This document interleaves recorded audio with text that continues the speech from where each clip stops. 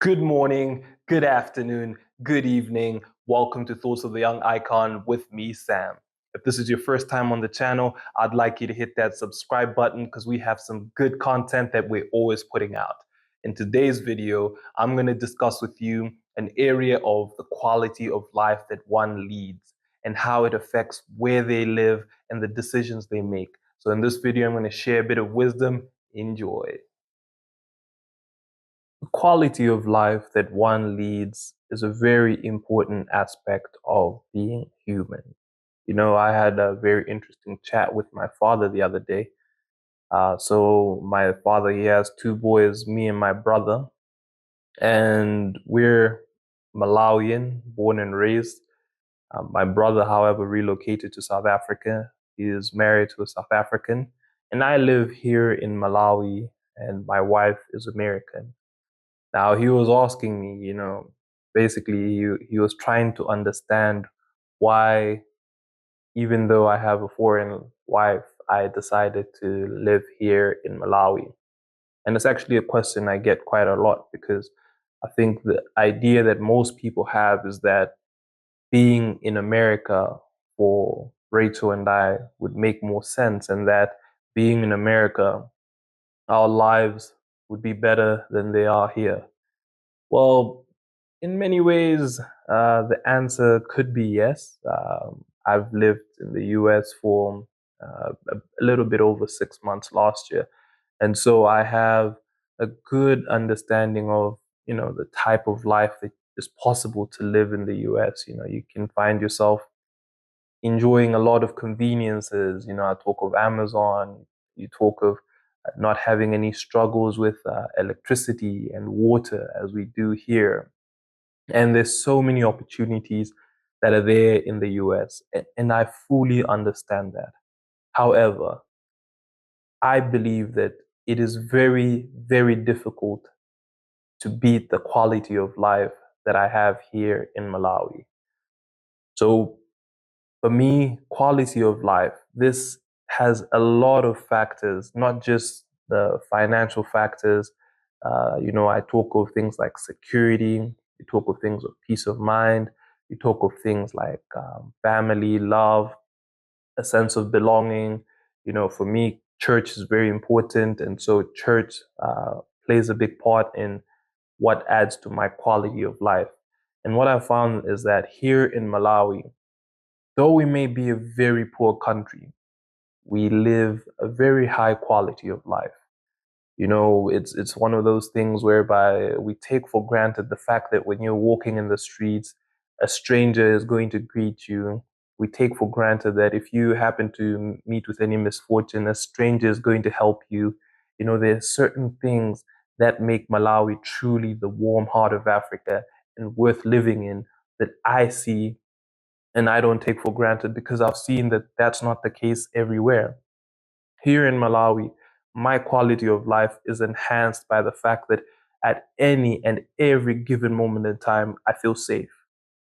And not just me, my wife, I know that my wife, my children, they're always safe. You know, Malawi is such a peaceful country, it's such a safe place, and it's a communal type of living whereby people look out for each other. And this adds to the quality of life that we genuinely enjoy here. Making friends is easy. My wife has been here about, what is it, 9 years now? Yeah, we'll celebrate the 10th anniversary of her being in Malawi next year. And here she has built some genuine friendships. She's been able to connect to so many people. And again, that just speaks to the type of people that are here in Malawi, which adds to our quality of life. Another very important thing that cannot be denied with regards to quality of life is finances. Now, I will agree that here in Malawi, if your earnings are below a certain point, I think now after the devaluation, we can say if you have a college degree, if your earnings are below, let's say 500,000, or let's say 1 million, it may feel like truly, life is a struggle or it's an uphill climb. And I understand people like that who then get frustrated and, they seek greener pastures elsewhere. because again, I genuinely understand that the economic climate here in Malawi is not conducive, and unemployment is high, and even the jobs that are available, they may not be very well paying. And going outside of the country to seek better opportunities financially makes so much sense, and I understand that. But what I can tell you is that in Malawi, when you get to the threshold, the point where you're earning every single month 2 million, 3 million, 4 million, 5 million above, Malawi is heaven. Guys, Malawi is heaven. And 2 million, 3 million, when you put it in US dollars, it's what, $2,000, $3,000 a month, which equates to about $36,000 a year. If you're earning $36,000 a year in the US, you're struggling. Like you are below the average earners in the whole United States. Whereas here in Malawi, if you're earning $36,000 a year, and there's many companies and many opportunities. In fact, if you're in business, there's so many opportunities for you to earn that kind of money. And when you hit that threshold, Malawi becomes an oasis. The quality of life here is so good. I may not talk about healthcare, but the moment you hit those type of uh, that income of about 2,000 or 4 million, 5 million kwacha, you have access to private hospitals. You probably have access to the ability to fly outside for healthcare. And so healthcare, yes, I can see why healthcare is always going to be a concern with regards to quality of life. But when you hit certain earning levels, then healthcare becomes something that you can afford to even go abroad to get if need arises. And so um, the quality of life with regards to healthcare, when you hit a certain earning point, then your life is so much better. I think of my son. Rachel and I have a baby boy who's about 1.5, and he has a private nanny who attends to him day and night. And that's something which would be so hard to get in the Western world. I spent a bit of time, like I said there, and I realized that if someone is babysitting for your child, it costs something like what, $10 an hour, possibly even more, if I remember correctly.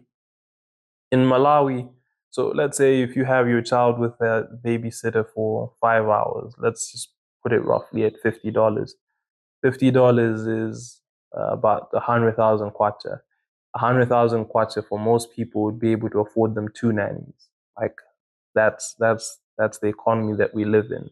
Being a much smaller economy, labor is a lot cheaper here, and so in Malawi, the quality of life is so good. Like when you get to a certain point, when you're pushing, when you're hustling, life begins to get better.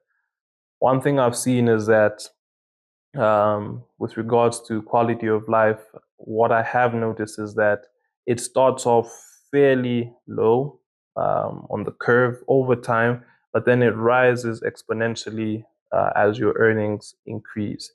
And so, what I think is the best way for anyone to go about it is not necessarily to leave, because if you leave the nation seeking greener pastures, many times you won't find the greener pastures. But even if you do, what's going to happen is that when you leave Malawi seeking that $2,000 a month paycheck in America, you get to America, you'll receive your $2,000 a month paycheck, but then in America, you're going to be at the bottom of the food chain. And again, your quality of life is going to be low. Um, there's a lot of aspects which add to quality of life, and I think esteem and dignity, they play a part. And I feel like in Malawi here, it's a lot easier to find work that gives you esteem, or a community whereby you are esteemed and fulfilled. And so I personally, I even have a whole chapter in my book that's coming up very soon, um, where I talk about the leaving theory. I talk about how in Malawi, when you get to a certain level of knowledge, when you get to a certain level of wealth, most people leave. Malawi becomes too small. They're exposed to the ocean and they want to leave. But many other times I've seen, and I've chatted with a lot of people who've left Malawi and they've come back. And what you hear when they come back is that, no, my quality of life outside, even though I was earning more money, was just not the same as it is here. And those are the little things that people here in Malawi take for granted. I had a conversation with a friend of mine who's actually very successful. He was in the U.S. and in the U.S. You could term him as upper middle class in the U.S. He was earning a bit over $100,000. Um, he was doing well. He was not doing great, but he was doing well. But he was still complaining to me that Sam, when I was in the US, I needed to mow my own lawn. My wife needed to clean our house. I needed to change my own batteries. There was so many things he was complaining about. And there was actually one particular instance that caused him to, decide to leave the country altogether and start over here in Malawi. And that was an instance where his wife fell ill. So when his wife fell ill, they were now put in a position where she had been doing all the household chores. And due to her illness, she wasn't able to carry out those household chores. And now he was working his 9 to 5. And it was actually a bit more than that because his job was very demanding. But then he then had to come home to take care of his sick wife, to take care of the home, to take care of the children. And it just became a very big burden. And then he thought to himself, had I been in Malawi, this was obviously not going to be the case. If my wife falls sick in Malawi, then we have relatives come over to help out with the wife, to help out with the house. I would have probably had a cook, a garden boy, and so many people coming in to help us out. And that is what true quality of life is. It's like you can't quantify the community sense. You can't quantify the available of affordable labor. It's hard to put that into context because at the end of the day, to truly enjoy your life, what you want is to have as much time as possible doing the things that you want to do and spending it as much with the people that you love. And I think Malawi is one of the very few countries where, that's truly possible. You work hard, but it also gives you the opportunity to have more free time and to use it the way you want to use it and not doing chores and not, and I don't think there's anything wrong with those things. I think for a lot of our Western counterparts, they've actually incorporated into their lives because it's so normal. These things are like hobbies or these things are like clockwork to them.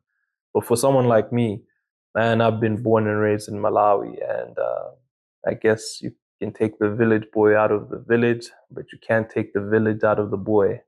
And that's what has happened to me.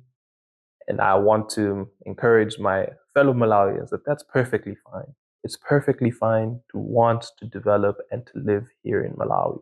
It's perfectly fine to want to grow. And I assure you that your quality of life here in Malawi is still going to be as good as those people in the Western world. In fact, knowingly or unknowingly, many of them envy the lives that we lead here, the freedoms that we have, and the simple pleasures that we take for granted. If you've listened this far, I'd like you to hit that like button, hit subscribe, and don't forget to tell a friend about Thoughts of the Young Icon. Thank you very much.